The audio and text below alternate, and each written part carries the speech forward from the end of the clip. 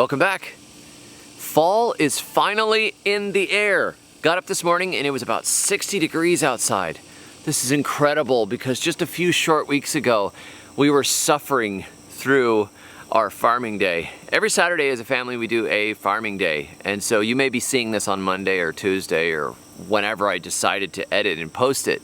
But Saturday is the day that as a family we come out and we work at least for a few hours in the gardens, getting beds ready, doing weeding, doing digging, lots and lots of digging because that's our favorite, and planting new seeds and that sort of thing. But through the end of the summer, it's been very hot and rainy and everything gets weedy and crazy and buggy and humid and muggy, and it's so miserable that nobody wants to be outside. So we kind of do our best in the morning and then do our best to kind of catch up in the evening.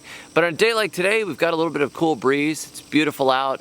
The high today is expected to be 89, and we are going to be getting beds into shape. We're going to be taking some of the cover crops down and replacing them with actual stuff. We are going to be replanting because now it's cool enough. I know if I put in brassicas now, we're going to get brassicas, whereas if I did it a few weeks ago, we'd probably get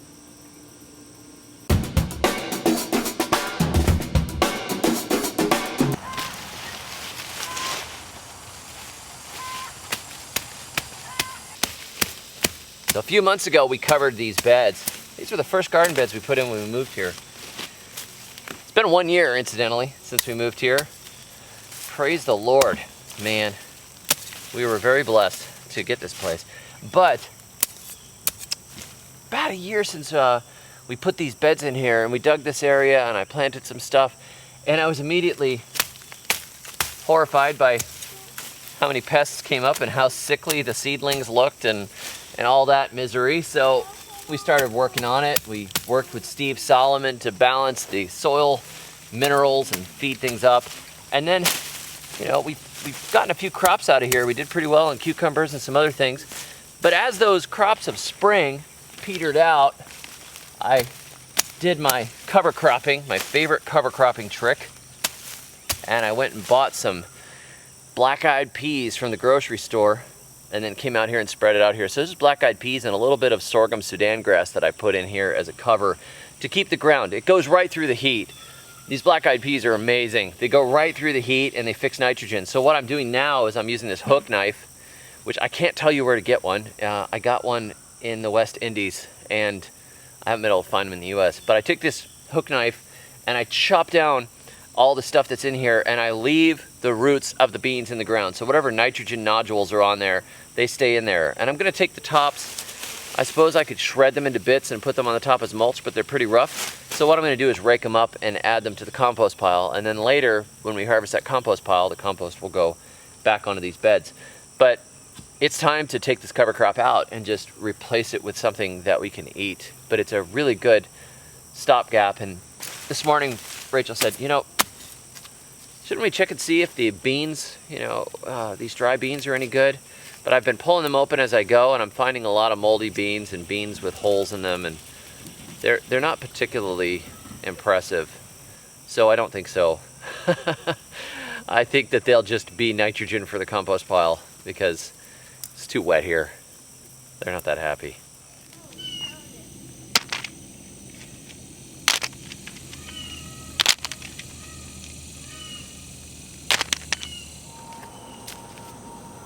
So Sam at Scrubland Farms gave me a few velvet beans. This is a fantastic, very useful plant, and decided to grow it out for seed. So this time of year, seed saving off of the stuff that we've been growing. And there's still quite a few pods on here that aren't mature yet. This is a medicinal. It's good for Parkinson's.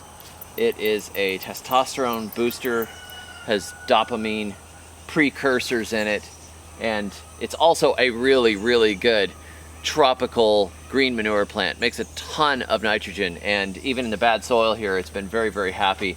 Earlier in the year, this was just this huge mass of green. It's starting to die back as it gets older, but I'm building up my stocks of this stuff. So that's what we've been doing all the way through the summer since we started these in the spring from a few seeds.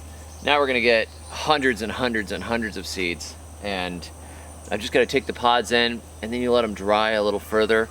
until they're ready to shatter. If you toss it at the ground and the sides go pop and it shoots beans everywhere, then it's ready. It's like they're spring-loaded.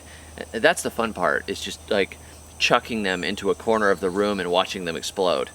But it's so humid out right now that the pods aren't going to do that. I actually have to peel them open and they're leathery. But once they're in the air conditioning for a little while, pow!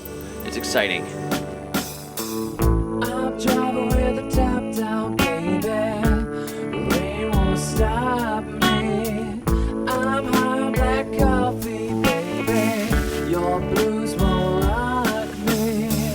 I'm planning on a sitcom, baby. Some girls can't stop me. I'm cranking up the bass and baby, and you can't drop me. Ooh, sugar pie.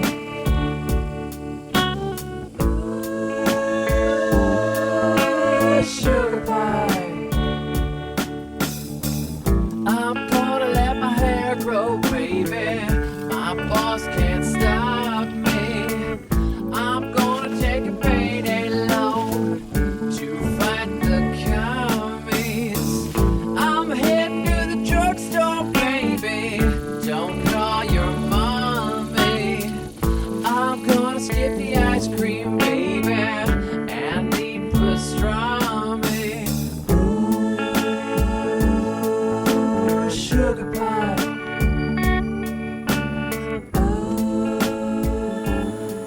So we're trying carrots again. My wife has been looking at how much you need to keep every person in your family completely supplied with every imaginable vegetable in the world. And one of the ones my kids really like that I've never done particularly great with for various reasons are carrots. And I said, I'm gonna do some fall planted carrots here and we're gonna feed them up really nicely.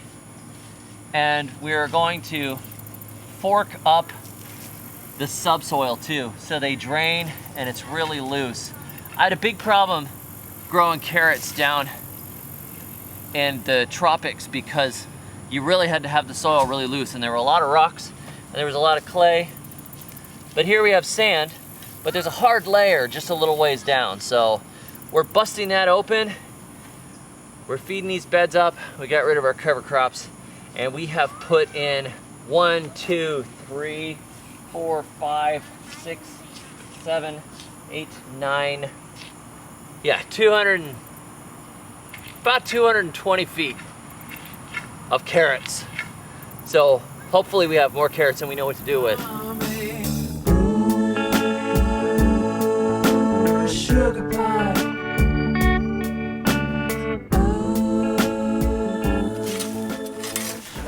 These beds here are pretty traditional annual beds, at least traditional for us.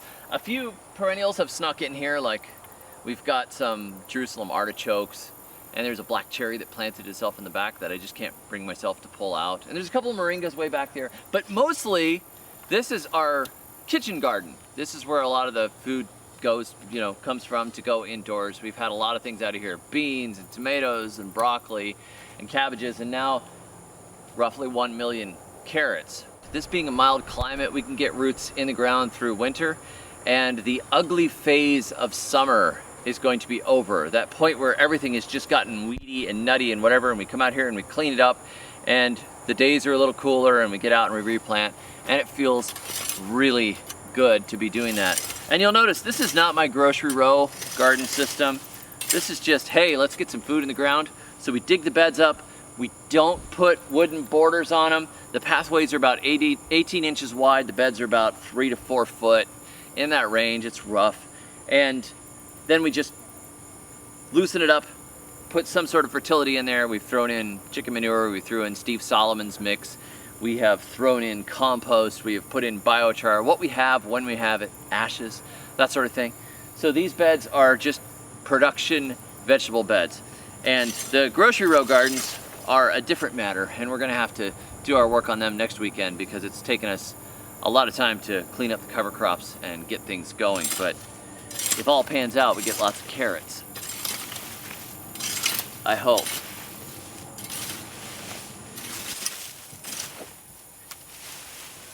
I love having all these cover crops, all this soil fertility that we can work in here. We need more green layers. So all this is going in the compost. We made this crazy nice compost pile out here. Been laying up all the sorghum, Sudan grass, and we were given a lawnmower. An old lawnmower that our church had been repaired a couple of times, but it still worked great. And somebody, I guess, gave them a new lawnmower, so we got the old one. And so one of my sons is just cutting the grass and bagging it, and we've been piling it up and piling it up. So this compost pile here is where we're kind of dumping everything right now. That is the stuff that we don't give to the chickens. The chickens get a lot of the stuff, and then we go and sift it from the chickens. But having a traditional compost pile is really nice because we can make our own potting soil and we can feed the beds and have all that fun stuff going on.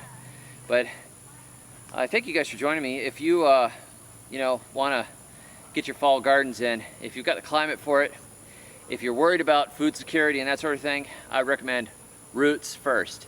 I'll tell you what I'm planting. I am going to see if I can get some more potatoes to plant because I think we can get one more round in before it gets too cold. And I'm putting in turnips, rutabagas, and we are going to see if we can get another round of green beans before it happens. We are also going to see if we can get a bazillion carrots, and we are putting in our cabbages and our brassicas for high nutrition and some good stuff. I mean, there's nothing like good homegrown broccoli when you're eating turnips. You know, you got to balance it with something. So my recommendation is get your high calorie stuff in, get your roots in first. And if you got some fun stuff you want to plant, that's great. By the way, the new edition of Grow or Die is now back out in print, in paperback. I know it was out of print for a while, and during the pandemic it actually disappeared for a couple of months. There were all kinds of supply line issues and stuff like that. So if you want that book, I will put a link below, Grow or Die, The Good Guide to Survival Gardening. And until next time, may your thumbs always be green. I'm gonna make some biscuits, baby. Gluten can't stop me. I'm gonna dodge my taxes, baby. The man won't rob me. I'm gonna drink some Lysol, baby, to clean my body. I'm rocking out at midnight, baby. Ain't you?